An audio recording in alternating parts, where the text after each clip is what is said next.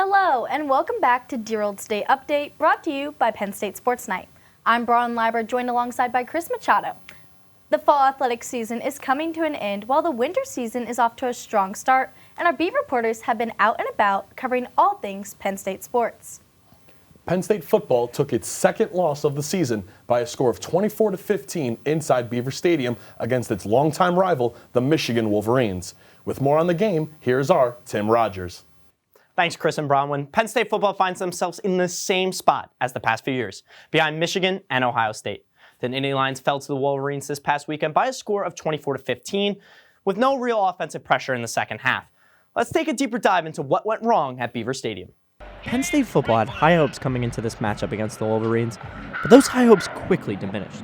The Nittany Lions offense continued to struggle as the drops and miscues continued. Penn State's quarterback Drew Allar finished the day with 10 for 22, with only 70 passing yards. However, head coach James Franklin puts the blame on play calling. We got to do a better job of calling a game to allow a quarterback to get into rhythm. That is critical. We got to find easy completions for a quarterback to get into rhythm. That's what everybody does. Even with the offensive struggles, the defense was not able to stop the Michigan run offense. The Wolverines totaled 227 rushing yards, with star running back Blake Corum carrying the load with 145 of them. The Nittany Lions went on to lose any real shot of going to the college football playoffs, and they just looked to finish out the rest of the season on a high, starting with Rutgers back at Beaver Stadium on Saturday. I'm now joined by Justin Ciavolella and Nolan Collery here to give further insight on the Nittany Lions' performance. Now, Justin, I'm going to start to you first. Obviously, not pretty for any Nittany Lion fan out there, but if you want to look at one positive, if there even is a positive, it's got to be that Penn State defense, only holding Michigan to 24 points. What did you see that you liked from them, and maybe something that you want them to improve a little bit? Well, yeah, you're right. That was the positive on Saturday for Penn State football, and it started out early. They really were able to get through the Michigan offensive line, which is one of the best in the country. 2 times in a row, they've won the Joe Moore Award for Best Offensive Line Unit in the country. They were a preseason honor roll as well. Or not preseason, midseason honor roll for that same award this year. But early on in the game, Chop Robinson was getting through and causing some problems. So was Deni Dennis Sutton, who you see right here. He had a really nice game against Michigan. That defensive line for Penn State all around did a nice job early on. And then things started to fall apart because as the Nittany Lions kept putting some pressure on J.J. McCarthy, who went 7 of 8 for 70 yards passing, Michigan moved entirely away from the pass. McCarthy attempted just 1 pass in the second half, and it doesn't go down as a stat because it was a defensive pass interference on Kalen King, so it doesn't even go down. So all of his passing yards were in the first half. So then they turned to the run, and it was the best day that Blake Corum and Donovan Edwards have had this season. And in return, it was the worst day that the Penn State defense has had against the run this season. And when you look at that, that was the problem because, yeah, they bent but didn't break. They forced Michigan to punt just about as many times as Penn State was forced to punt on offense. But the difference was Michigan was able to break off some big plays by both Corum and Edwards, and that running defense in the second half just not up to standard. Yeah, so looking at the good and bad, I'm going to move to the offensive side of the ball, and the conversation has to be about Drew Allar. Drew Allar did not perform how Penn State fans wanted him to in this game. Now, I'll start with the good. I was a fan of how he used his legs in this contest. He wasn't afraid when he saw the gates opening for him because the offensive line had a good day in run blocking, poor day in pass blocking. So when he saw those gates open, he took his opportunity. One of those led to a touchdown. Another did lead to a fumble, but I'm okay with that fumble because it shows the willingness to run. Now, obviously, the downside about Drew Allar's day, his worst day passing this year. No question whatsoever. I don't think the receiver room gave him any help whatsoever. There was no level of separation, which you want to see. But if you want to put blame on one main area, which I know Penn State fans have been doing, play calling. Offensive play calling was absolutely horrible, and luckily no changes were made. Right, Tim?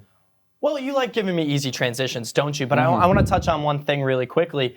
I'm not a fan of the fumble because that kind of destroyed the momentum for the Nittany Lions because coming out of the second half, they were trotting down the field with that fumble, which resulted in, I think, just deflating the fans. And you got to give credit to the Nittany Lion faithful, 110,000, second largest in Beaver Stadium history. They did their part, but it was just not enough at the offensive play calling. And Nolan, thank you for giving me an easy transition here. I try. I appreciate it. The elephant in the room, Mike Yurcich, he got fired here at Happy Valley just 1 day after the loss to Michigan.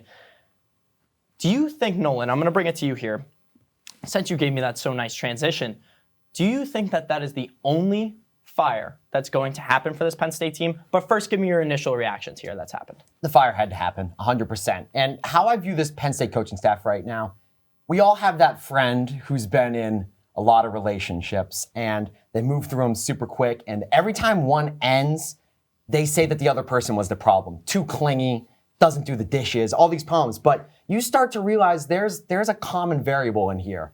That friend is James Franklin.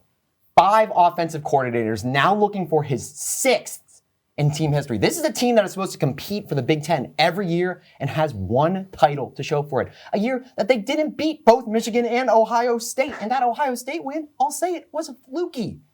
James Franklin, there's a real conversation that has to happen about this job. I understand he's locked up for a long time, but we just saw Texas A&M get rid of a coach that was an expensive firing. And I don't know if James Franklin deserves to be fired, but I think a dialogue has to be opened. Yeah, well, you gave him an easy transition. You're going to give me an easy transition.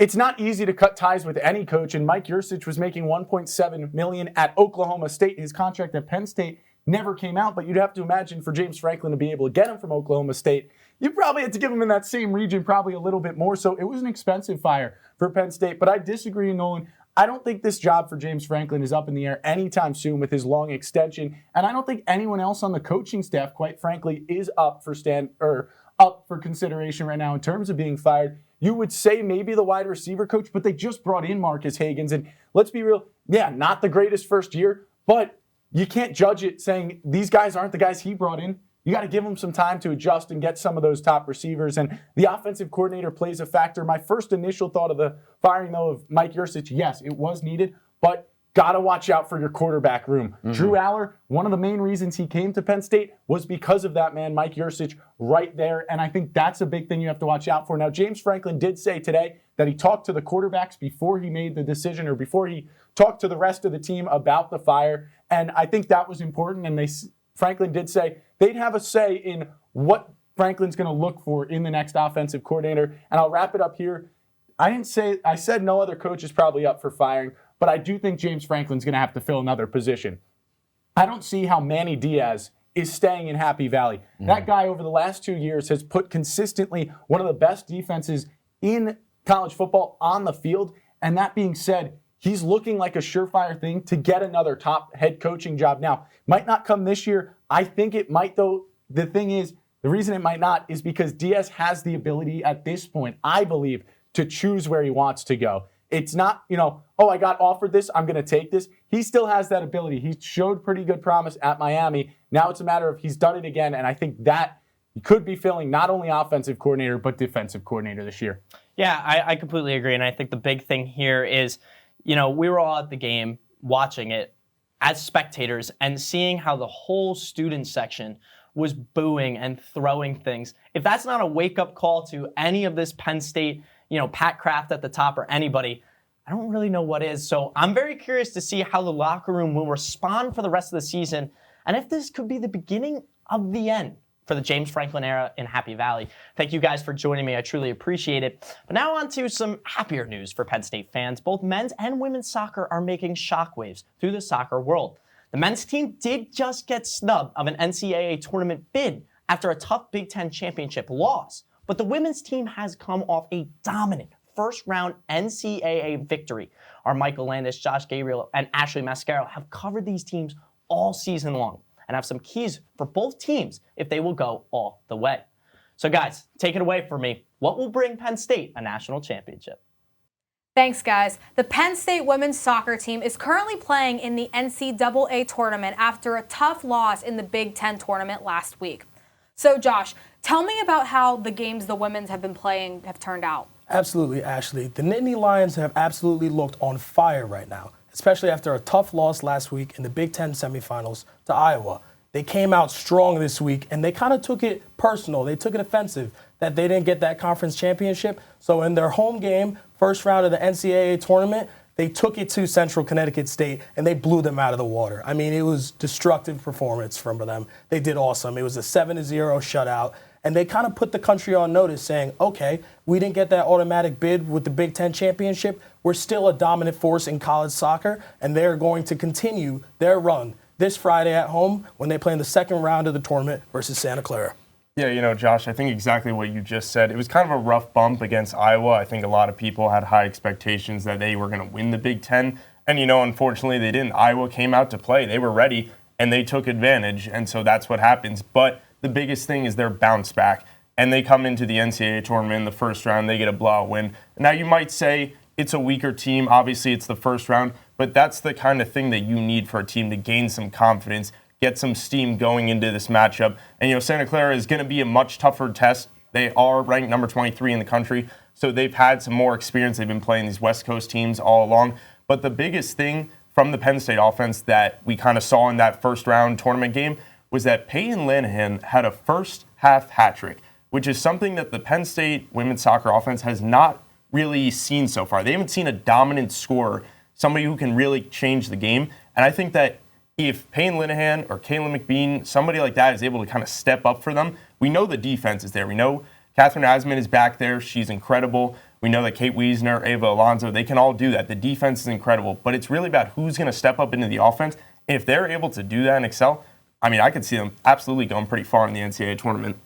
Yeah, guys, both of you, I totally agree. Especially them coming in to the Big Ten tournament with such high expectations and not performing as well as they had hoped in the semifinal match. They definitely are coming in to the NCAA tournament with a lot of motivation. So I'm super excited to see what they have to do for the second round. Now, let's head over to the men's side. They did make it to the finals in the Big Ten tournament. However, they did not get a bid to the NCAA tournament. So, Mike, I'll start with you.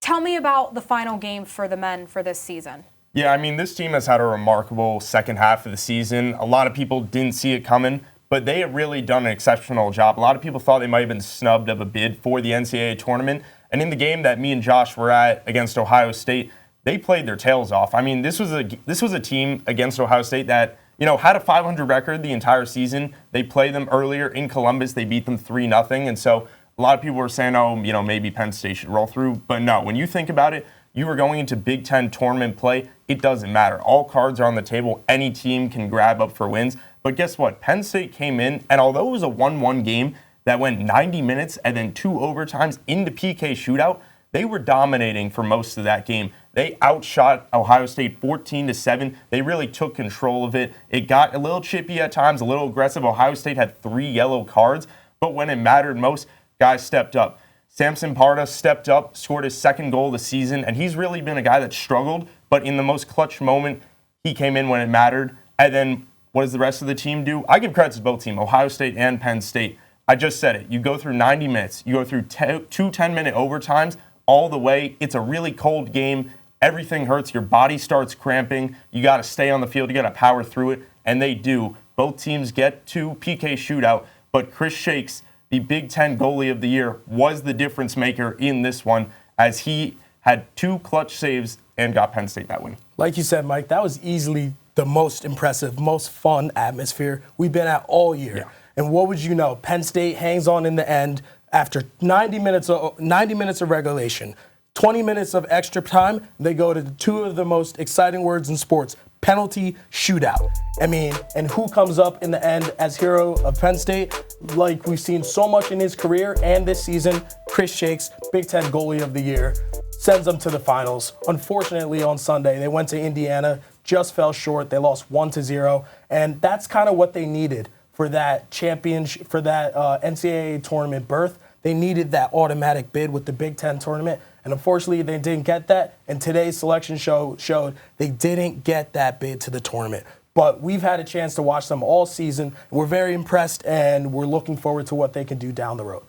Yeah, you guys said it best, especially coming from last year where they had an okay season to this year, making it to the Big Ten finals. That's really, really impressive. So even though they aren't continuing into the NCAA tournament, I'm really excited to see what these boys have to offer next year. The women's team hosts number 23 ranked Santa Clara on Friday for a 6 o'clock kickoff in the second round of the NCAA tournament. Back to you, Chris and Bronwyn. Thanks, everyone. Up next, let's visit women's basketball, who are off to a fantastic 2-0 start to the season with wins over Bucknell and Navy. Penn State Sports Night beat reporter Joey David is at the Bryce Jordan Center tonight with more about those Lady Lions.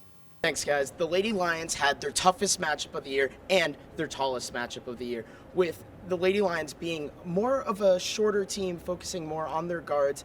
Allie Brigham had a very tough test today against Kansas, but they were able to prevail. A lot of that comes from McKenna Marisa exploding to have her 8th career 30-point game. Now, back to you guys in the studio. Thank you, Joey. The Lady Lions will take on St. John's Thursday night with tip-off taking place at 7 p.m. Talking Hoops men's basketball is also off to a strong start with new faces both on the court and the sidelines. After a historic March Madness run last year, having beat the 7-seed Texas A&M before falling just short to the 2-seed Texas Longhorns, men's basketball is back, just simply with a new look. In studio are Ethan Ellis and Amanda Vogt to tell you more about the Nittany Lions' roaring start to the season. Ethan? Thanks, Bronwyn and Chris. Penn State men's basketball is red hot so far this season as the undefeated Nittany Lions are 2-0 on the season. Mike Rhodes has had a strong start to his coaching career in Happy Valley with wins over Delaware State and Lehigh University. Players like Kanye Clary, Ace Baldwin, and Jameel Brown are already making names for themselves this season. Here's a look at their most recent win in a close game versus Lehigh. In a Friday night showdown, the Penn State Nittany Lions hosted the Lehigh Mountain Hawks for their second game of the season. Penn State was coming off a blowout win over Delaware State, but as the game would show, the momentum did not carry over. The game was mainly defined by the defenses as each team forced over 10 turnovers. Coach was real mad that we turned the ball over in the first half. I believe we had 7 in the first half, and that's not like us. So he just was, at halftime, he was talking to us just like, slow down and we're going to be fine. After being tied at 38 at halftime, the Nittany Lions defense changed the tide of the game in the second 20 minutes. I felt like first half, we wasn't being aggressive at all. And so second half, I just took it upon myself, like as a leader, just started off and just be aggressive. Penn State did just that in the second half, led by Ace Baldwin Jr. and Kanye Clary's 3 steals each. Clary and Baldwin turned these turnovers into points to put the momentum on their side as the game came to a close. In addition to Clary's stellar defense, the guard continued to impress with 20 points on the night, leading Penn State to their second win of the season, 74-65. I love that there's adversity in games and your team in the moment and through that adversity finds ways to compete and find ways to fix things and win. After their second half defense bailed them out in this one, Penn State will look to take on in-state foe St. Francis this coming Tuesday here at the Bryce Jordan Center. Follow along for updates all season long. For Penn State Sports Night, I'm Ethan Ellis. So Amanda, how would you say Coach Rhodes' coaching style has developed here in Happy Valley? Yeah, well, since Mike Rhodes got here, he said he wanted his team to be bold, different, and aggressive. And the way that he's developed his coaching style, he said today in his weekly media availability that he looks at what other programs are doing and he's taking what he likes from each program and kind of incorporating it into his own. He said if we're betting on anyone, he wants to bet on himself and his guys. And he wants to have fun. He wants to put something enjoyable out on the court. And the biggest aspect is pace. Penn State is playing with a high intensity so far in the season, what we've seen. And you understand that mistakes are going to come along the way, but a defensive emphasis in forcing those turnovers, which we saw in the second half against Lehigh, has been of the utmost importance because of the high pace that he wants these guys to play. And returners like Kanye Clary and Jameel Brown have had to adapt when they played in a slower Shrewsbury, methodical-esque offensive approach. And now the script is flipped and the speed is at 1,010%. Yeah, and we've definitely seen them be aggressive, and that was especially on display in this past game against Lehigh, where we saw Kanye Clary get turnover after turnover to change the tide of that game. But let's look a little bit deeper into game 1 and 2. What was just the difference of the Nittany Lions that helped them pull out the wins in those games? Yeah, I want to go back to the first game against Delaware State, where we saw Jameel Brown and Kanye Clary just show that they're the returning guys and that they didn't take long to adjust, combining for 42 points with 22 for Kanye Clary and 20 for Jameel Brown in an effort that really saw the 3-ball take life in the second half.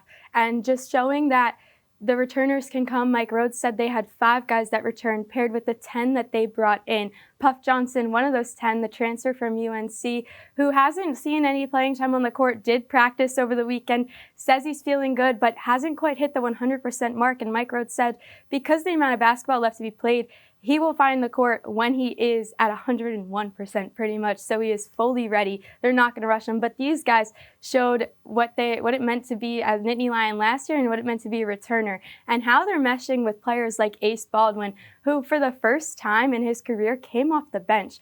Mike Rhodes is testing a bunch of these different lineups to see how these guys mesh, and Ace Baldwin and Kanye Clary have been great when bringing the ball up the court. They both bring different intensities and different pace that kind of set them apart, and bouncing off each other is what makes this Penn State attack going to the rim with either fadeaway jumpers from the paint or dishing it out for a three along the three-point line from any place and finding players like Jameel Brown to hit them.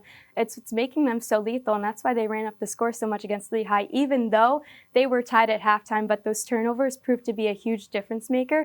And even as Ace Baldwin comes off the bench, he put up 16 points and has proved that he can have different roles. And even if Mike Rhodes says that this is his guy, coach's decision, didn't want to elaborate more. There's a lot of trust in the amount of different combinations that they could put out on the court with their starting five. Right, and just talking with Ace Baldwin this year, he said that over and over again he has full trust in Coach Rhodes, and it seems that these players now have full trust in him too. And it's just really been amazing to see how these players have meshed so well together on the court. And like you mentioned, Puff Johnson still has not come out yet, but once he does, it's going to make an even bigger difference on this Penn State team that we've already seen play so well this season. The Nittany Lions are back in action on Tuesday when they host an in-state rival in St. Francis University. Now back to you, Bronwyn. Thanks, Ethan. Penn State women's volleyball pulled off a huge upset this past Saturday, knocking off the second-ranked Wisconsin Badgers. Our Allie Winskowski was there. Let's take a look. The roar of the crowd says it all. Not only did the number 19 Nittany Lions take down the number 2 team in the nation, but they did so in style. It took just 4 sets to send the Wisconsin Badgers home. This was not Penn State's first match against the top teams in the nation. They hosted number 1 Nebraska in the beginning of November and almost squeaked by an upset victory. When the Nittany Lions faced number 1 in the country, Nebraska, here on this court, they took the first 2 sets and then fell in 5. And then they went away and fell to unranked Michigan State. But there was quite a different story here tonight. Wisconsin swiped the first set. That would be the last time the Badgers would draw blood. Set 2 wasn't just a tooth and nail battle. It was a Badger Nittany Lion tooth and claw, with Penn State winning the thriller 29-27. While outside hitter Jess Murzik usually topped Penn State's kill charts, it was another senior, Cameron Hanna, who provided the spark on the outside, hitting .375 with 19 kills.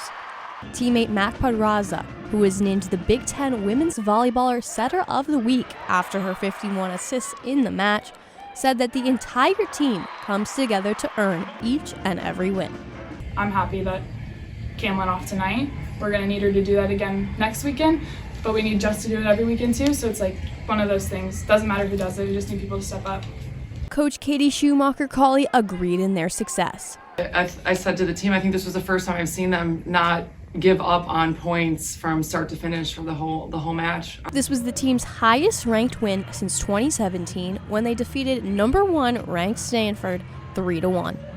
Prior to that Wisconsin match, Penn State swept Michigan on Friday night. The blue and white now lead the all-time series against the Wolverines 56-6. I'm now joined by beat reporters Allie Winskowski and Jackson Tortone, who both attended the matches this weekend. So, for both of you, what do you think was that standout factor for the number 19 team to upset number 2? So I really think that the night before kind of gave them a morale boost. You know, it was a nice clean sweep, pretty much exactly what I expected. Just kind of a tight sets, but still a sweep and just kind of overall dominance. And yeah, it just gave them a real boost. And also hanging in there both games against Nebraska, especially holding a lead against Nebraska in that first game, that really gave them confidence against a top-ranked team like that. And I just think that Penn State really wants to compete, really wants to prove that they are one of the top teams in the country, because they've been kind of pushed away the last couple of years. So yeah, that's what I think caused them to upset the Badgers. I agree. I think that Friday really pushed the momentum into Saturday. But we also have to talk about that atmosphere in Rec Hall. I mean, that's just one of the best places to play in Big Ten. And I mean, they held the number 1 team there and they held the number 2 team there, and both were very close, and they ended up getting the win. So I just think that was what pushed them there. And then they just were with them the entire match. It was never like, Wisconsin is the number 2 team and they're like doing amazing in this set. it was close down to every single point. I mean, proved in the second set when they went all the way to 29 points. Don't we love it? Don't we love those overtime sets? We love it. It makes it longer as well. But I just think they stuck through it all the way to the end, and they showed that just because they're ranked higher doesn't mean anything. Yeah, and we saw a lot of back and forth between those two teams back on Saturday. So now, and Jackson, you mentioned this, of course, Penn State losing to Nebraska being so close, but Penn State was the first team to make Nebraska play a fifth set this entire season for the Cornhuskers. So a lot of positivity is coming out of this Penn State team. But what does a huge win like this mean for the team going forward? I mean, it means everything. I mean, it shows that they can play with the best of the best. I mean, we already saw that when they took Nebraska to 5 sets. They proved that they're not just a team in around the 20th ranking. They're a team that should be ranked almost in the top 5, and they can compete on that level. At least top 10. Exactly, yeah. Definitely not ranked 19 as they are. I mean, that came off of because of their loss to Michigan State, which was an unranked team. So, I mean, you come out and they played 5 sets against Nebraska, the #1 team in the nation. And then they were good all year, but then they lost to Michigan State, who was unranked, and then they come out against the #2 team and beat them. I mean, I just don't think that Michigan State game was precedented, and it shows that they're one of the best. And then also playoffs are coming up. So Selection Sunday is this Sunday, actually. We're nearing the end of the season, and I mean, the top 32 teams in each conference make it and they automatically qualify. And Penn State is ranked #3 in the Big Ten, so they're not going to automatically qualify. They're behind Nebraska and Wisconsin, and they're actually tied with Purdue right now because of their record and that loss against Michigan State. But I think they could make it to the tournament. The likelihood is pretty high right now, and I think that Katie Schumacher-Colley is really putting, the pedal where her mouth is. All this talk about toughness and about resilience. And yeah, those tough matches against, Michigan State, a bad upset. And also, yeah, like we mentioned earlier, the Nebraska not winning, but almost winning. Yeah, and this Badger win is going to, give them that confidence going to the future. And it's going to cause them to, I think, win out. And I think, yes, make the tournament for sure. Well, then, finally, I'll hit you with this question and pick your brains a little bit. So, Michigan State on Friday, it's the silent set and, a revenge game about what happened in East Lansing. And then it's going to be followed up against the Northwestern Wildcats with Senior Day. So, for both of you, where do you see this going? I got to see a 4 run here. I think the Nittany Lions, I think that they are just a better team. All 4 of these teams that they're playing are unranked, and I think they're going to win out and finish the season 25-8. And I think that they're going to prove that they are, worthy of that tournament spot. I completely agree with you. I think they're going to win out as well. I mean, they have some tougher competition there, especially with Michigan State. I mean, it shouldn't be one of those matches, but it is because they lost the first time. So, again, a bit of a revenge match there. And then Northwestern, they swept them the first time, so Penn State knows how to take care of them. They've never actually faced Maryland this season, so that's going to be a new one. But all these teams are unranked. I mean, they're playing Ohio State as well, and that went to 3-2 in the first matchup. So they're a bit of a tougher opponent, but they were ranked 24. But I think they're going to win out anyway. All the teams are unranked. Well, thank you both for letting me talk about this with you. And for the women's volleyball team, they now look to take on Michigan State and Northwestern this weekend. Now, let's take a look at those sweet top plays.